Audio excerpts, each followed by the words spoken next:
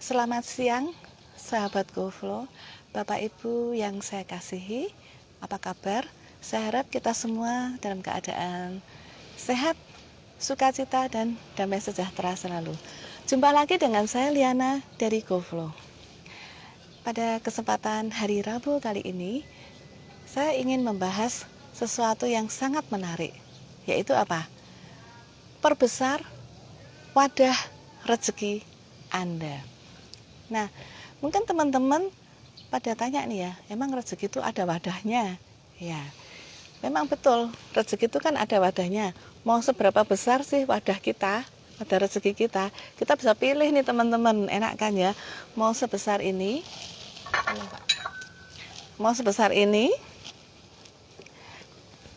cukup besarkah ini untuk Anda? Atau kurang besar? Aku mau yang segini. Aku masih segini ya, kan beda nih sama yang tadi yang kecil ya. Ini kecil, berarti aku mau yang besar nih. Segini masih belum cukup, mau seberapa besar? Mau besar lagi? Saya juga ada contohnya nih. Mau segini besar? Bisa. Tetapi sebesar apapun usahakan jangan sebesar ini tetapi lepek. Atau nanti kalau ini diisi rezeki akan tumpah kemana-mana ya. Usahakan kita mempunyai wadah rezeki itu kalau bisa cekung begini, yang kalau menampung rezeki itu nggak keluar atau luber-luber. Nah sekarang kan menarik banget nih ya, kita pengen membahas bagaimana kita memperbesar wadah rezeki. Dari wadah rezeki yang kecil itu kita memperbesar menjadi lebih besar, atau bisa memperbesar lagi menjadi paling besar. Nah ini adalah pilihan kita. Yuk kita bahas yuk bagaimana kita bisa memperbesar wadah rezeki kita. Nah sekarang yang paling penting itu yang perlu diingat apa? Kalau kita ingin rezeki kita banyak, kita tuh harus berubah dulu dari dalam diri kita sendiri. Kita harus punya namanya mindset yang positif. Mindset yang positif. Ingat ya, beberapa kali saya sudah membahas soal energi. Manusia ini kan terdiri dari energi. Energi kita ini bisa loh untuk menarik rezeki. Nah, gimana nih? Kalau teman-teman selalu berpikiran positif, ya, selalu antusias dalam menghadapi segala hal ya, terutama segala masalah hidup ya. Tidak ada hidup yang tidak ada masalah. Tergantung kita bagaimana mengatur pola pikir kita dalam menghadapi masalah itu. Kalau kita berpikiran selalu positif, maka itu paling enggak kita sudah mulai sedikit demi sedikit membangun wadah rezeki yang cekung tadi, yang mulai memperbesar yaitu ya. Kualitas hidup kita itu akan terus naik apabila kita, nih ingat ya, ada 8 hal yang harus kita lakukan apabila kita ingin kualitas hidup kita menjadi naik. Nah kalau kualitas hidup kita menjadi naik, otomatis rezeki juga makin besar. Nah ini wadah rezekinya tuh kita memperbesarnya. Udah nggak sabar kan ya? Ya kita mulai. Yang pertama itu kita harus punya goal. Kita harus punya tujuan hidup ya. Itu tujuannya tuh harus jelas, sejelas-jelasnya. Kalau perlu Anda tulis di atas kertas tujuan Anda itu mau apa. Ditulis. Kenapa? Kalau ditulis itu berarti Anda menggunakan tangan, dan itu akan merangsang otak Anda, dan itu akan mendorong diri Anda untuk mewujudkannya. Nah, tulis itu dengan pakai tangan, jangan pakai komputer. Ya, karena Anda kan mau menyeimbangkan otak kanan kiri nih. Anda tulis. Nah, setelah Anda punya goal yang jelas, saya katakan apa ya? Contohnya tuh goal yang jelas tuh bagi para jomblo atau yang belum mempunyai pasangan. Anda ingin punya pacar. Tulis, saya ingin punya pacar. Tidak hanya sampai situ, tetapi harus jelas. Pacarnya tuh yang bagaimana? Contoh, saya ingin punya pacar yang satu iman. Saya ingin punya pacar yang baik hati. Saya ingin punya pacar yang bisa menolong saya. apabila saya kesulitan. Tulis semuanya itu dan harus spesifik. Kalau Anda sudah menulis, lalu apa yang harus Anda lakukan? Anda harus punya namanya courage atau keberanian. Keberanian untuk apa? Keberanian untuk melangkah. Nah, untuk melangkahnya ini biasanya orang-orang itu kalau sudah menulis tapi tidak berani untuk melangkah. Padahal untuk melangkah itu kalau kita jalan gampang ya, tinggal melangkah. Tapi coba bayangkan aja kalau Anda habis patah kaki, itu untuk melangkah itu ragu-ragu, bisa nggak ya, sakit nggak ya, gitu. Nah, yang di sini yang diperlukan kalau kita mau memperbesar wadah rezeki kita tuh harus berani untuk melangkah, mengambil suatu tindakan-tindakan yang konkret.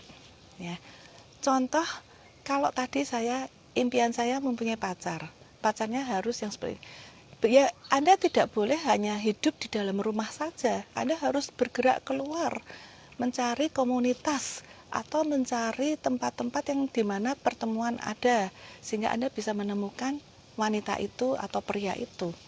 Ya. Kalau Anda goalnya mencari pekerjaan, ya, pekerjaan yang seperti apa itu Anda harus tulis dengan jelas. Dan Anda harus berani melangkah. Melangkahnya bagaimana? Melangkahnya itu dengan cara menulis, melamar setiap harinya di perusahaan-perusahaan, mencari di Google, mencari di Jobstreet, mencari apa tuh Anda harus berani melamar. Itu termasuk salah satu tindakan nyata atau konkret untuk reach itu apa ya? Menggapai goalsnya Anda tadi, ya. Jadi jangan takut untuk mulai step ke depan, jangan step ke belakang, tapi step ke depan. Hindarkan semua kata-kata, nanti kalau saya melangkah jangan-jangan saya jatuh. Nanti kalau saya mau step ke depan, nanti jangan-jangan saya dicemooh orang. Nanti gimana? Tidak usah memikirkan hal itu. Hidup ini adalah hidup Anda. Anda yang berhak mengatur kehidupan Anda. Mau maju, mau sukses itu Anda yang menentukan, bukan orang lain. Ya, kalau kasarannya emang mereka atau orang lain itu yang mencemooh kita, memberi makan kita, kan enggak. Nah, kita harus berusaha sendiri nih. Yuk, kita mulai tadi bikin goal, yang kedua mulai melangkah. Nah, yang ketiga apa? Kalau kita sudah mulai melangkah, terus kita tadi kan sudah punya goal itu. Jangan pernah menunda-nunda pekerjaan kita. Menunda-nunda pekerjaan itu kan sering sekali ya, terutama buat orang Indonesia atau orang kita ini sukanya males, panas, besok aja, ya. Hari ini saya mau nge-live nih jam 12, tadi terlambat ya, tapi saya rasanya nggak ingin karena banyak tamu, kemudian banyak pekerjaan yang lain, sayanya sendiri masih jet lag, nggak usah gitu ya. Tetapi apa? Saya harus menyingkirkan semua pemikiran saya, tetapi saya mengatakan saya harus melakukan ini dengan konsisten. Karena saya tahu kalau saya konsisten, maka saya akan meraih impian saya itu. Saya dengan konsisten melangkah dan tidak menunda lagi. Yuk kita live. Siap nggak siap kita live? Saya harus mempersiapkan diri dari kemarin. Ya. Itu yang ketiga. Yang keempat apa?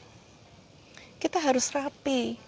Bapak Ibu, apabila kita rapi ya, bukan berarti Anda harus berpakaian yang mahal, tetapi Anda harus berpakaian yang sopan, berpakaian yang rapi dan sopan. Kenapa? Kalau Anda bertemu dengan calon pacar atau calon bos atau calon customer, Anda dalam keadaan berantakan, mereka mau menemui Anda nggak? Pasti mereka juga akan jauh-jauh lah. Ini siapa sih kok kayak gembel gini datang? Nah, usahakan kita selalu menyisir rambut kita dengan rapi, berpakaian yang rapi dan sopan. Jangan memakai hot pants atau apa itu ya, itu buat di sini iklimnya kan nggak cocok ya, karena tidak sesuai dengan norma-norma ketimuran kita. Jadi kita harus berpakaian yang rapi dan sopan, sisir rambut yang rapi, dan jangan lupa pasang senyum. Senyum ini sangat menarik ya, karena tidak cakep pun orang kalau dia punya senyum, inner beauty-nya keluar, itu akan juga menarik rezeki atau menarik calon customer. Apapun yang Anda kerjakan itu akan dipermudah dengan senyum. Jadi bangun tidur, Anda senyum dulu. Kalau perlu dihitung senyumnya yang lebar sampai kelihatan giginya. Hitung 20 hitungan, 1, 2, 3 gitu. Kalau saya bangun melek mata langsung pasang senyum. Karena ini mempermudah saya seharian itu akan lebih mudah tersenyum. Apabila Anda bangun tidur besengut ya, besengut itu apa ya? Cemberut ya. Cemberut gitu, akan hari Anda akan jelek deh, percaya saya. Anda bangun tidur harus membuat suatu dobrakan hari ini adalah lebih baik dari kemarin. Jadi saya harus tersenyum dan menyongsong hari ini dengan penuh sukacita, penuh dengan rasa syukur. Ya. Kemudian setelah rapi apa? Kita punya suatu sistem yang sangat sistematis. Jangan sampai nih ya teman-teman ya, yang di rumah tangga aja nih ya, atau ibu-ibu ya, kita mau cari sendok mau makan aja bingung sendoknya itu di mana. Mau cari tehnya itu di mana. Setiap kali itu kita habis energi hanya untuk mencari barang-barang. Ya, itu tolong kita harus rapi. Sendok itu punya rumah, rumahnya ya di tempat sendok. Gelas punya rumah, rumahnya ya di tempat gelas. Kertas-kertas harus dirapikan sesuai filenya. Misalnya PBB perumahan, rumah ada di sini. Kemudian file keuangan rumah tangga ada di sini. Itu semua harus rapi. Kenapa? Jangan habiskan energi Anda karena waktu terus berjalan dan Anda nanti lelah hanya untuk mencari barang-barang yang gak ketahuan juntrungannya. Ya, jadi kita harus rapi itu tidak hanya penampilan kita, tetapi kita juga harus rapi secara keuangan kita rapi, masuknya berapa, keluarnya berapa, Anda harus tulis dan catat itu baik-baik. Kemudian dalam rumah tangga juga harus rapi rumahnya. Yuk teman-teman, yuk dilihat rumahnya yang belum rapi, kita rapikan. Karena lebih enak kalau tempatnya rapi, kita akan kerasan. Kita bekerja pun kita juga lebih nyaman ya. Kalau yang kamar mandinya belum bersih, kita luangkan waktu 15-20 menit kosek kamar mandi sebentar, nyaman kan. Demikian juga dengan kantor. Kalau kantor kita rapi, bersih, kita bekerja pun lebih enak. Otomatis rezeki yang mengalir pun lebih enak karena kita bersemangat nih bekerjanya. Nah, itu sudah sampai ke 5 ya. Yang ke-6 ini sekarang apa? Rasa ingin tahu yang lebih tinggi. Kita jangan mudah puas kalau kita saya sudah puasa, saya sudah mencapai titik ini. Nah, kita selama kita masih mampu berpikir, selama umur kita masih menunjang kita ya, kita harus terus punya rasa ingin tahu. Kita harus mengembangkan terus skill-skill yang kita maui. Kita contoh punya skill apa Anda? Menggambar atau memasak atau pengen mencoba sebuah bisnis yang baru nih ya, misalnya ingin berjualan makanan atau minuman atau apa, jangan ragu-ragu, coba dulu. Anda tidak akan tahu gagal atau tidak kalau Anda tidak mencoba dulu ya. Dan yang kemudian yang ke-7, tadi kan saya bilang ada 8 ya, yang ke-7 itu apa? Anda harus punya disiplin. Disiplin ini penting sekali. Kenapa? Karena kalau Anda tidak disiplin, ya ngot-ngotan kalau orang Jawa bilang ya, ya kadang-kadang kalau mood jalan, kalau nggak mood nggak jalan. Nggak bisa gitu. Kalau Anda mau memperbesar wadah rezeki Anda harus disiplin, punya disiplin. Kalau perusahaan Anda mengatakan jam 8 masuk, usahakan masuk sebelum jam 8. Kalau Anda masuk lebih dari jam 8, itu Anda sudah tidak disiplin. Ya, Anda sudah mencuri, ya kan? Saya tidak mencuri apa-apa, Bu Liana, nggak ada. Kan saya tidak nyolong duitnya perusahaan, saya tidak nyolong barangnya perusahaan. Tidak, Bapak Ibu, yang Anda curi adalah waktu, ya kan? Harusnya kan jam 9 itu waktu sudah untuk bekerja di perusahaan, tetapi Anda nyelonong datang 9:30. Berarti Anda secara tidak langsung mencuri waktu Anda bekerja. Nah, kalau Anda selalu datang terlambat, atau tidak menunjukkan prestasi yang bagus di tempat kerja, tidak ada disiplin, itu juga akan dilihat oleh bos Anda. Ya, akan dilihat oleh bos Anda, kemudian apakah Anda akan mendapatkan reward yang bagus? Saya rasa juga enggak ya. Pasti yang ada adalah omelan dari HRD-nya atau dari bosnya langsung. Kok kamu telat terus? Bisa nggak sih kamu nggak telat? alasan nanti yang keluar. Oh, ban saya bocor. Oh, anak saya sakit. Oh, akhirnya Anda bisa mengarang-arang cerita yang sebenarnya itu tidak ada, jadi mengarang ya. Akhirnya jadi dari mencuri waktu jadi menipu, berbohong, dan itu akan terus berentet loh, tuh akan tambah lama tambah banyak. Jadi daripada seperti itu, hidup yang nyaman aja, datang lebih awal, buat prestasi. Nanti otomatis Anda akan naik jabatan dan rezeki akan bertambah ke tempat Anda. Ya. Kemudian juga mau belajar. Yang ke-8 ini mau belajar. Kapan sih belajar? Tidak ada batasan waktu untuk belajar. Mau 50 tahun usia Anda masih bisa belajar. 60 tahun masih bisa belajar. Belajar apa? Ya, kalau Anda sudah di usia pensiun, Anda bisa mulai pegang hobi Anda. Kalau yang dulu suka melukis, melukislah. Intinya itu bergerak, terus bergerak, dan pakailah otak Anda serta tubuh Anda supaya tidak hanya mager. Malas gerak itu akan membuat penyakit. Saya ingin sedikit bercerita ya tentang ada seseorang motivator yang ini menarik sekali ya. Dia bercerita, karena kehidupannya dulu sangat miskin di Sumatera sana, dia sampai dibuang oleh keluarganya dan merantaulah dia tanpa uang. Jadi dia ngikut mobil, ngikut apa tuh, nunut-nunut gitu ya, sampai akhirnya terdampar di kota Yogyakarta. Nah, di Jogja ini dia juga nggak punya tempat, akhirnya dia hanya memakai alas karton yang dia pakai untuk tidur. Jadi kayak gembel gitulah ya ceritanya, gembel gitu. Nah, itu ada di sebuah perusahaan besar. Suatu hari, yang punya perusahaan itu kan setiap kali datang diantar sopir nih. Dia tanya sama sopirnya, itu siapa sih orang itu? Karena apa? Yang tadi yang gembel ini rajin sekali. Dia menemukan sapu, setiap hari dia menyapu halaman perusahaan itu dengan sangat bersih. Dan kalau pemilik perusahaan datang, pemiliknya perusahaan itu sampai heran, kok ada ya orang rajinnya kayak gitu ya. Toh dia nggak dibayar, nggak di apa-apakan, nggak dikasih imbal balik, tapi mau bekerja dengan baik. Sopirnya mengatakan dia cuman gelandangan. Lah, pemilik perusahaan akan mengatakan, wah luar biasa nih. Terus saya bilang sama sopir, besok ya suruh dia ke kantor saya. Kantor, intinya long story short, si gembel ini datang terus sama bos, karena kamu rajin, kamu saya kasih pekerjaan nih, bersihkan kantor saya, jadi office boy. Dia bekerja dengan semangat dong, dapat gaji ya, dapat makan, dan dia bekerja dengan, ternyata setelah dipegang dia office boy ini, kantornya sangat bersih. Nah, puas kan bosnya? Nah, dia sayang banget nih orang kayak gini hanya office boy. Saya akan menaikkan dia menjadi lebih tinggi nih, sekretaris. Lah, kan nggak bisa ngetik nih, pegang kertas saja nggak pernah, pegang mesin ketik nggak pernah. Lalu apa yang dilakukan oleh si bos? Diajari. Maka si gembel tadi itu mau belajar mengetik. Akhirnya apa? Dia bisa nggak? Bisa. Karena kalau ada kemauan, pasti kita bisa belajar.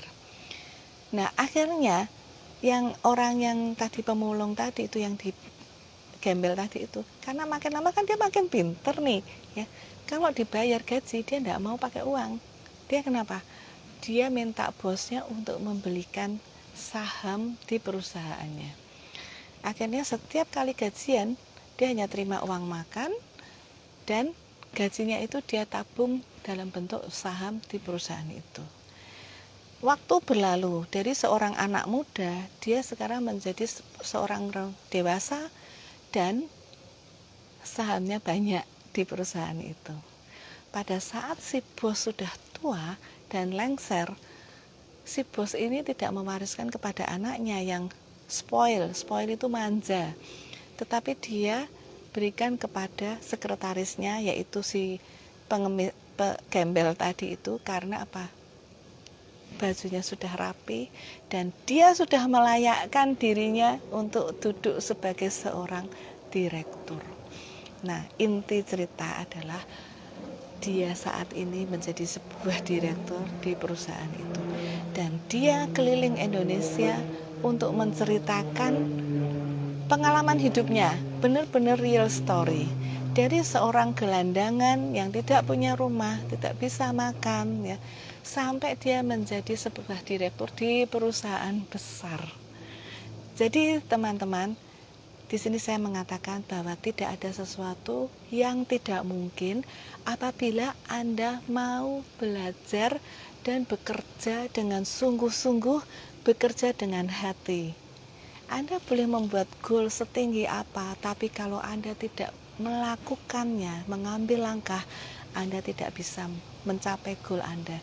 Anda tidak bisa memperbesar wadah rezeki Anda, ya stagnan segitu aja. Ya. Kemudian yang terakhir ini penting banget, yaitu hormat diri. Nah, Bu Liana, hormat diri gimana? Emang kita itu kayak sombong ya mau dihormati ya? No, hormat diri itu adalah kita menghormati diri kita sendiri. Ya, kalau tidak kita yang menghormati diri kita sendiri, bagaimana orang lain bisa menghormati kita? Hormat diri itu seperti apa? Tadi ya saya sebutkan ya. Saya menghormati diri saya sendiri, maka kalau saya keluar rumah saya harus sisiran yang rapi. Jadi kalau dilihat orang tuh enak. Saya nggak mau pakai baju sobek-sobek nih ya. Kenapa? Karena itu mengesankan pakai daster keluar ya. Ini kumuh ya. Nah, saya hormati diri saya berpakaian dengan rapi, kemudian saya keluar. Nah, menghormati diri sendiri ini membuat hati saya menjadi sukacita. Ya. Tidak perlu berbaju branded atau mahal-mahal. Berpakaianlah yang biasa tetapi bersih, tetapi Anda wangi. Wangi tidak perlu parfum, tapi Anda mandi setiap hari, Anda menyisir, kemudian pokoknya kelihatannya tuh enak dilihat lah ya. Kalau Anda tidak menghormati diri Anda sendiri, itu artinya Anda mempermalukan diri Anda sendiri. Nah, ini jadi ceritanya nanti bisa melebar ya, karena mempermalukan diri sendiri ini jadi banyak banget. Contohnya apa? Saya menyakiti hati orang lain terus nih, setiap kali kalimat yang keluar dari saya menyakiti hati orang lain. Akibatnya teman saya yang saya sakiti itu juga akan benci dengan saya kan. Nah, akhirnya saya dirasani sana sini jadi omongan, jangan dengan dia selalu menyakiti hati orang lain. Jangan bergaul dengan dia karena dia selalu begini. Itu karena Anda tidak punya rasa hormat diri. Anda selalu mempermalukan diri sendiri. Secara tidak langsung Anda mempermalukan diri Anda sendiri dengan bertingkah laku yang tidak sopan, dengan mencuri, dengan melakukan hal-hal yang tidak baik lah ya. Itu Anda berarti mempermalukan diri Anda sendiri. Tuh. Jadi teman-teman semuanya, di live kali ini kan saya membahasnya bagaimana memperbesar wadah rezeki Anda. Ingat, sekali lagi saya ulangi, rezeki itu memang Tuhan yang mengatur, tetapi Tuhan itu senang dengan orang yang berusaha keras untuk memperbesar ini loh rezekinya ini ya. Rezekinya ini kita atur supaya gimana caranya bisa menjadi rezeki yang segini besar ya. Nah, kali ini kita akan membahasnya kan memperbesar rezekinya. Nah, setelah ini kan masih ada 1 minggu lagi sampai hari Rabu yang akan datang. Saya akan membahas lagi kalau Anda sudah memperbesar rezeki Anda nih ya. Gimana kalau besok kita bahas bagaimana menjaga wadahnya ini tetap utuh ya, tidak bolong-bolong. Coba kalau kita lihat bolong-bolong, nanti jadi kayak gini, kayak saringan gini, ya saringan gini. Ini kalau kita punya rezeki, kita taruh sini, kita bisa bocor terus ya. Kalau bocornya satu, bocornya kalau di setiap tempat seperti saringan ini kan tidak lucu, ya. Jadi teman-teman di live hari Rabu yang akan datang, saya akan membahas mengenai bagaimana menjaga wadah rezeki kita itu supaya tidak bocor. Sayang kan kalau kita sudah melakukan semuanya, sudah membuat gimana berusaha supaya wadah rezeki kita bagus dan besar, terus bocor nih, bocor. Kita akan bahas lagi tentang itu di hari Rabu minggu depan.